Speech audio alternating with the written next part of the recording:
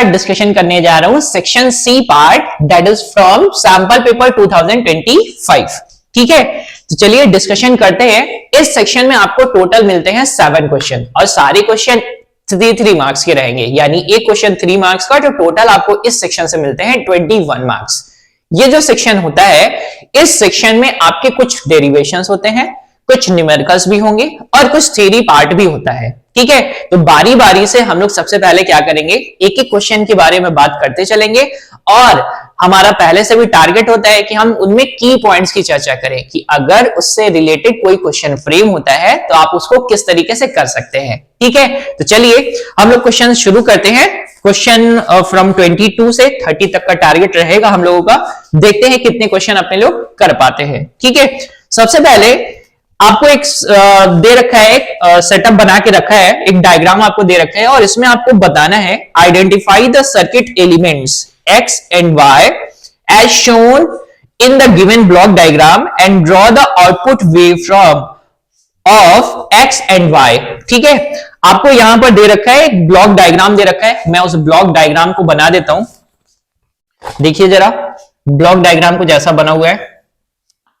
और बच्चों ये ब्लॉक डायग्राम ना, ये एनसीईआरटी की बुक में भी गिवन है। अगर आप एनसीईआरटी बुक को पढ़ रहे हैं तो एनसीईआरटी बुक में ये डायग्राम बहुत अच्छे तरीके से बना हुआ है।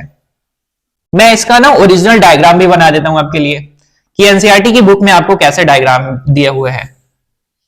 ठीक, ये ब्लॉक डायग्राम है कुछ ऐसा, ये यहां तक पार्ट है, इसके बाद फिर ये लाइन आगे की तरफ है और यहां पर कुछ और चीज लगा हुआ है।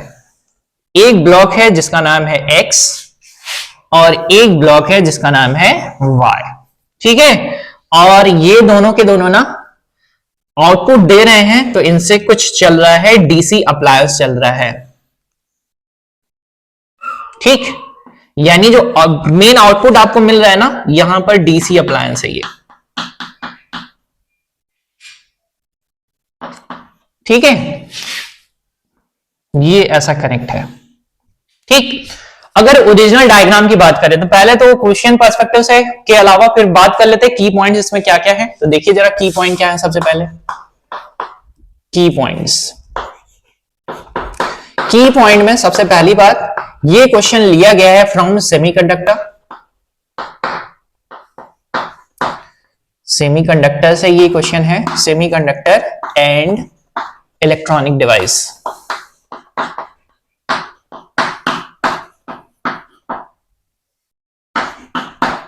ठीक है, और जिस इलेक्ट्रॉनिक डिवाइस की बात की जा रही है वो उस इलेक्ट्रॉनिक डिवाइस का नाम है रेक्टिफायर।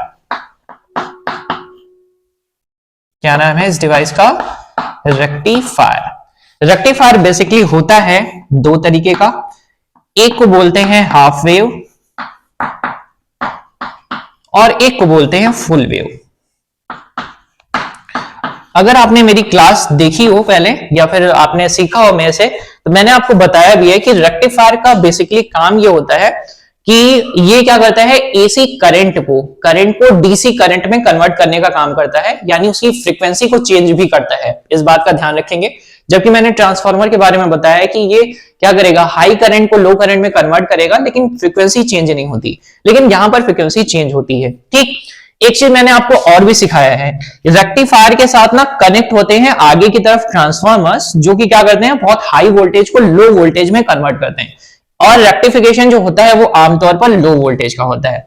तो दो तरीके से होगा, एक होगा फुल वेव और एक होगा हाफ वेव। ठीक है, एक हाफ वेव और एक फुल वेव।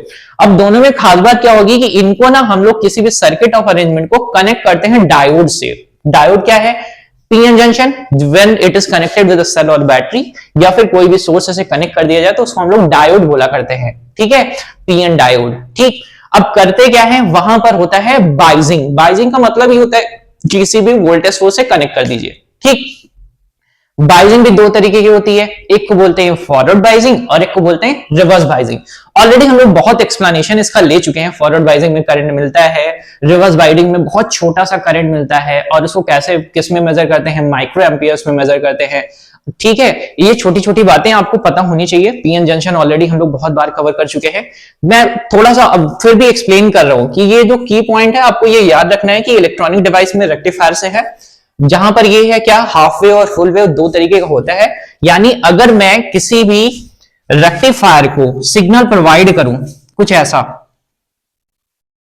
मैंने कौन सा सिग्नल दिया है, एसी सिग्नल दिया है, ये सिग्नल कौन सा है, एसी, ठीक है, यानी अल्टरनेटिंग करंट। अभी क्या होगा कि इसको ना दो तरीके से ये रेक्टिफाई करते हैं, तो मैं यहीं पर बगल में दोनों डायग्राम बना देता हूं। एक डायग्राम कुछ ऐसा, यानी हाफ हाफ वेव रेक्टिफाई होगी। दूसरे में दूसरा डायग्राम मैंने बना दिया है फुल वेव का, जहां पर आपकी पूरी पूरी वेव रेक्टिफाई होगी, ठीक है, यानी दो पार्ट। इस वाले हाफ वेव में आपको डायोड की जरूरत पड़ती है एक, और फुल वेव में आपको जरूरत पड़ती है दो, ठीक है। अब जरा ध्यान से समझते चलते हैं। यहां पर आपको ये ध्यान देना होगा, ये जो ऊपर ये वाले पोर्शन ऐसे ऐसे, अभी डीसी तो बन नहीं पाया, डीसी जैसा बन पाया है, तो इन रिपल्स को, ये जो ऊपर ऊपर तरंगे ये दिख रही हैं, इन रिपल्स को फिल्टर करने के लिए एक गैजेट और लगाया जाता है, जिसको आमतौर पर हम लोग यूज करते हैं एज अ कैपेसिटर, ठीक है। यानी एक कैपेसिटर की जरूरत पड़ेगी जो कि क्या करेगा, फिल्टर करेगा, इन सिग्नल्स को कन्वर्ट कर देगा किसमें, इन सिग्नल्स को कनेक्ट कर देगा डीसी जैसे में, कुछ ऐसे, ठीक है। तो ये डीसी जैसा बनाने का काम करेगा। अब जरा डायग्राम पर आ जाते हैं, ओरिजिनल क्वेश्चन पर भी चर्चा करते हैं, लेकिन मैं फिर से एक रिव्यू कर दूं कि मैंने क्या क्या चीजें आपको बताई हैं। ये क्वेश्चन लिया गया है from semiconductor and electronic devices से। यहां पर आपके पास टॉपिक क्या है, दैट इज रेक्टिफायर। कितने तरीके का होता है, दो तरीके का, एक हाफ वेव और एक फुल वेव। हाफ वेव मतलब हाफ हाफ पार्ट को ही क्या करेगा, ये रेक्टिफाई कर रहा होगा, और यानी डीसी सिग्नल्स में कन्वर्ट कर रहा होगा। ऐसा बोले तो गलत नहीं बोलेंगे, एसी को किसमें बना देगा, डीसी में। लेकिन डीसी पूरी तरीके से बना नहीं पाएगा, तो डीसी जैसा बनाएगा, डीसी पूरी तरीके से बन नहीं पाएगा। ये आपके रिपल्स हैं, इनको क्या करेगा, इनको फिल्टर करने का काम एक डिवाइस करता है जिसको बोलते हैं कैपेसिटर। तो आप जरा यहां पर ध्यान से समझिए, यहां पर डीसी अप्लायंस लगा है, यानी यहां से जो भी आपका ये, और ये क्या है, एसी, एसी करंट ये चेंज हो जा रही है किसमें, डीसी डिवाइस में, डीसी को चलाने के लिए, यानी डीसी में चेंज हो जा रही है। यहां पर ये लगा हुआ है, ये डिवाइस जो है, इसको हम लोग क्या बोल सकते हैं, इसको बोल सकते हैं फुल वेव रेक्टिफायर, ठीक है। रेक्टिफाई होकर फिर ये जा रहा है फिल्टर के पास, यानी ये है आपके पास रेक्टिफायर, ये क्या है आपके पास, रेक्टिफायर, और ये है आपके पास फिल्टर, जिसको बोलते हैं कैपेसिटर, ठीक है। सवाल का जवाब मैं अब आपको बता देता हूं।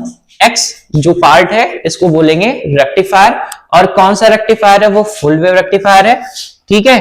और ये जो आपके पास दूसरा वाई लगा हुआ है, ये क्या है आपके पास, कैपेसिटर। अब जरा ध्यान से समझिए, ये जो एक्स वाला है, ये आउटपुट क्या दे रहा होगा, ये वाला आउटपुट दे रहा है, फुल वेव है तो ये आउटपुट दे रहा होगा। और अगर मैं कैपेसिटर की बात करूं, तो कैपेसिटर क्या कर रहा है, इस वेव को, इनके रिपल्स को हटाकर, यानी इनके जो ये रिपल्स हैं, इन तरंगों को हटाकर ये सीधी लाइन में कन्वर्ट करने का काम कर रहा है, यानी कुछ ऐसा, ठीक है। तो ये आपको किसने दिया, आउटपुट किसका होगा, एक्स का, ये वाला पार्ट, और ये वाला पार्ट किसका आउटपुट है, इस कैपेसिटर का। ये क्या है, फुल वेव रेक्टिफायर, ये क्या है, फिल्टर, यानी कैपेसिटर, ठीक है। एनसीईआरटी के बुक में ये बहुत अच्छे तरीके से डायग्राम बना हुआ है, ठीक है। तो ये मैंने आपको एक्सप्लेन कर दिया है, ये पार्ट, ठीक है ना। चलिए, तो ये पार्ट आपको समझ में आना चाहिए कि भाई ये डीसी अप्लायंस चल रहा है, तो डीसी करंट आना चाहिए, तो डीसी जैसा इसने बना दिया, ठीक है। किसने ओरिजिनली किसने बनाया था, भाई रेक्टिफायर ने, लेकिन इसको फिल्टर करने का काम किसने किया, कैपेसिटर ने, ठीक है। तो कैपेसिटर क्या है, एक फिल्टर है, किसको फिल्टर कर रहा है, ये रिपल्स को फिल्टर कर दे रहा है, ठीक है। चलिए अब आ जाते हैं नेक्स्ट पार्ट पर, नेक्स्ट पार्ट की भी चर्चा कर लेते हैं। तो मैं इन डायग्राम्स को हटा रहा हूं। क्वेश्चन नंबर ये 22 था बच्चों, 22 का फर्स्ट पार्ट, ये 22 का फर्स्ट पार्ट था, ठीक, समझ में आ गई बात। चलिए इसी का सेकंड पार्ट है, और वो भी लिया गया है आपका सेम टॉपिक से ही है, that is full wave rectifier. मैं डायग्राम अब बना रहा हूं, अब थोड़ा सा डिस्कशन करते हैं इस टॉपिक पर।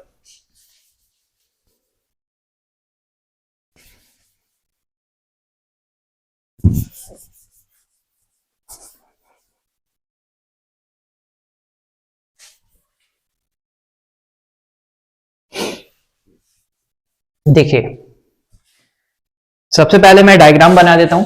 क्या है डायग्राम, वैसे समझते भी चलेंगे। मैंने सबसे पहले बताया कि ये जो एसी सिग्नल्स हैं इनको हम लोग ना कनेक्ट कर देते हैं। जैसे मान लो कि आपके घर में आ रहा है 220 वोल्ट का एसी सप्लाई, ठीक। अब क्या करते हैं, इनको सबसे पहले ना ट्रांसफार्मर लगाकर इनके वोल्टेज को कम करेंगे, या फिर आप वोल्टेज कम करने के अलावा आप यहां पर एसी सिर्फ करंट की चर्चा कर रहे हैं, तो करंट के लिए हम लोग क्या करेंगे, करंट का वैल्यू कम करेंगे, ठीक है ना, करंट की रेटिंग कम करेंगे। जैसे सपोज कर लो कि यहां पर 5 एम्पियर आ रहा है ना वोल्टेज, और इतना आ रहा है 5 एम्पियर करंट आ रहा है, तो हम क्या करेंगे, इनको ना पहले और कम वैल्यू में कन्वर्ट करेंगे। तो मुझे कौन सा ट्रांसफार्मर लगाना पड़ेगा, अगर मुझे वोल्टेज कम करना होगा तो मैं कौन सा ट्रांसफार्मर लगाऊंगा, स्टेप डाउन। अगर मुझे करंट कम करना होगा तो मैं क्या करूंगा, स्टेप अप, ठीक है। चलिए यहां पे सबसे पहले ट्रांसफार्मर लगा दिया जाता है। मैंने माना कि ये वोल्टेज की रेटिंग को कुछ कम कर देगा, तो मैंने इनके टर्न्स कुछ कम कर दिए। कम करने के बाद हम फुल वेव रेक्टिफायर की बात कर रहे हैं, तो यहां पर लगे होते हैं डायोड्स, ठीक। तो मैंने यहां पर बना दिए हैं 2 डायोड्स, ठीक है। अब इन दोनों डायोड्स को हम लोग कनेक्ट करते हैं। यहां पर लगाना है आपको सेंटर टैप ट्रांसफार्मर, ठीक है। एज पर ये डायग्राम, जैसा आपके डायग्राम में है मैं एज इट इज बना देता हूं ताकि आपको दिक्कत ना हो। ये यहां से ये वायर ऊपर है और इन दोनों को मैं कनेक्ट ही कर देता हूं कुछ ऐसे, ठीक है, जहां से आपको आउटपुट मिल जाएगा। वोल्टेज लेना चाहें तो वोल्टेज भी मिल जाएगा, और इनको यहां पर दे रखा है कि भाई अर्थ भी कर सकते हैं आप, यहां पर लेकर चले आइए, ठीक है। तो इनके अक्रॉस आपको आउटपुट मिल जाएगा। यहीं पर आपका लगा हुआ है रेजिस्टेंस लोड, ठीक है। ये टर्मिनल्स भी है, ये है एक्स, ये टर्मिनल्स हैं, और ये एक्स और वाई 2 पॉइंट्स हैं, ठीक है। इस डायोड का नाम है D1, डायोड का नाम है D1 और इसका नाम है D2, ठीक। सेंटर टैप ट्रांसफार्मर यूज किया गया है यहां। चलिए सेंटर टैप क्यों, क्योंकि भाई यहां पर हम टर्न्स को वेरी करा सकते हैं, तो वोल्टेज कम या ज्यादा करना होगा तो हम देख लेंगे, ठीक है। एग्जैक्टली सेंटर पर रख दें तो आधा ऊपर और आधा नीचे बढ़ जाएगा, ठीक है। अगर ऊपर नीचे थोड़ा कर देंगे तो जिधर की तरफ ज्यादा टर्न्स रहेंगे उधर ज्यादा मिलेगा आउटपुट, और जिधर कम टर्न्स रहेंगे उधर कम आउटपुट मिलेगा, ठीक है। जैसा कि इस डायग्राम में है आपके पास ना, एज आई गेस, यस, ऊपर आपको कुछ कम कॉइल्स हैं और नीचे कुछ ज्यादा कॉइल्स हैं, ठीक है, जिससे हम ना आउटपुट वोल्टेज को बता सकते हैं। चलिए देखते हैं। जैसे ही अभी ये ट्रांसफार्मर चल रहा होगा, ये ट्रांसफार्मर चलेगा तो वोल्टेज को कम करके भेजने वाला है। और अभी क्या करेंगे, इनके अक्रॉस, अगर देखो यहां पर आपको अच्छे से पता है कि बाइजिंग 2 तरीके का होता है, एक होता है फॉरवर्ड बाइजिंग और एक होता है रिवर्स बाइजिंग।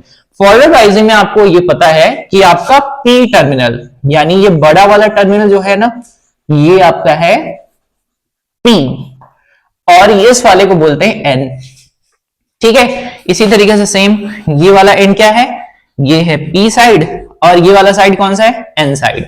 आपको अच्छे से पता है कि फॉरवर्ड बाइजिंग में यानी पॉजिटिव किससे कनेक्ट होगा पॉजिटिव से, पी से। पॉजिटिव साइड कनेक्ट होगा किससे, पी से। तो पॉजिटिव साइड अगर पी से कनेक्ट हो रहा है तो यहां से करंट जाने वाली है, ठीक, करंट जाएगी, और यहां से आपको ये आउटपुट मिल जाने वाला है कुछ ऐसे,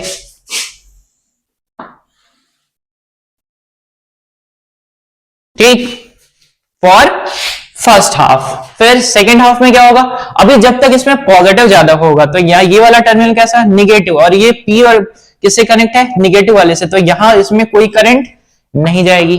तो ये कैसा होगा, ये होगा रिवर्स बाइजिंग में, यानी इस यहां से यहां तक में कोई भी करंट नहीं होगी। ध्यान रखिएगा इस बात का। करंट कैसे मिलेगी, ये इधर से ये घूमते हुए फिर कहां पर, ये इधर, ठीक। तो सेम, और दूसरे हाफ के लिए क्या रहेगा, दूसरे हाफ के लिए ये वाला कैसा बन जाएगा, निगेटिव, ये वाला कैसा बन जाएगा पॉजिटिव, तो ये वाला टर्मिनल क्या हो जाएगा पॉजिटिव से P कनेक्ट हो जाएगा, तो यहां पर आपको मिलेगा आउटपुट, और पहले के कंपैरिजन में ज्यादा। क्यों मिलेगा? क्योंकि नंबर ऑफ टर्न्स यहां पर ज्यादा है।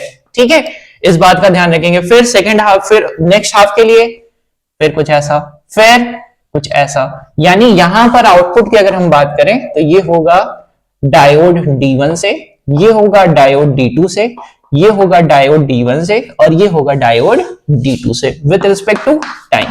किसकी बात कर रहे हैं? वोल्टेज की। मैंने बड़ा वोल्टेज किसके लिए लिया है? D2 के लिए लिया है।